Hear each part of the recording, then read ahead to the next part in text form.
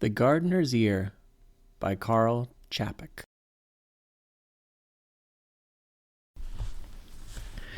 How little gardens are laid out. There are several different ways in which to lay out a little garden. The best way is to get a gardener. The gardener will put up a number of sticks, twigs, and broomsticks, and will assure you that these are maples, hawthorns, lilacs, standard and bush roses, and other natural species.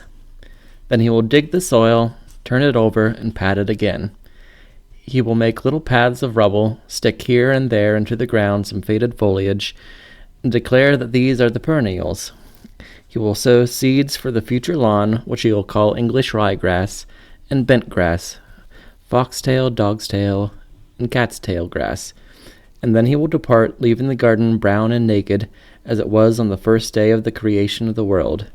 And he will warn you that every day you should carefully water all the soil of the earth. And when the grass peeps out, you must order some gravel for the paths. Very well, then. One would think that watering a little garden is quite a simple thing, especially if one has a hose. It will soon become clear that until it has been tamed, a hose is an extraordinarily evasive and dangerous beast, for it contorts itself, it jumps, it wriggles, it makes puddles of water, and dives with delight into the mess it has made. Then it goes for the man who is going to use it, and coils itself round his legs. You must hold it down with your foot, and then it rears and twists around your waist and neck while you are fighting with it as a cobra. A monster turns up its brass mouth and projects a mighty stream of water through the windows onto the curtains which have been recently hung. You must grasp it firmly and hold it tight. The beast rears with pain and begins to spout water, not from the mouth, but from the hydrant and from somewhere in the middle of its body. 3 men at least are needed to tame it at first, and they all leave the place of battle splashed to the ears with mud and drenched with the water. As to the garden itself, in parts it is changed into greasy pools, while in other places it is cracking with thirst. You must do this every day. In a fortnight weeds will spring up instead of grass. This is one of nature's mysteries, how from best grass seed most luxuriant and hairy weeds come up. Perhaps weed seeds ought to be sown, then a nice lawn would result. In 3 weeks the lawn is thickly overgrown with thistles and other pests, creeping or rooted a foot deep in the earth. If you want to pull them out, they break off at the root, or they bring up a whole lumps of soil with them. It's like this. The more of a nuisance, the more they stick to life. In the meantime, through a mysterious metamorphosis of matter, the rubble of the paths has changed into the moist, sticky, and greasy clay that you can imagine. Nevertheless, weeds in the lawn must be rooted out.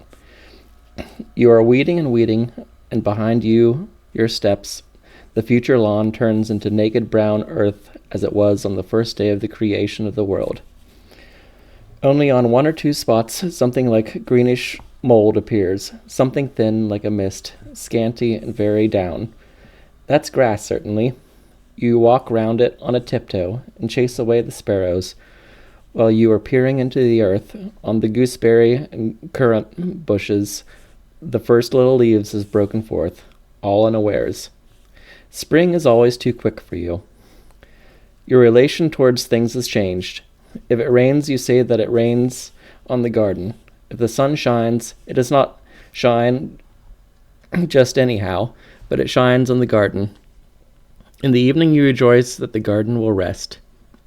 One day you will open your eyes and the garden will be green. Long grass will glisten with dew, and from the tangled tops of the roses swollen and crimson buds will peep forth, and the trees will be old, and their crowns will be dark and heavy and widely spread, with a musty smell in their damp shade.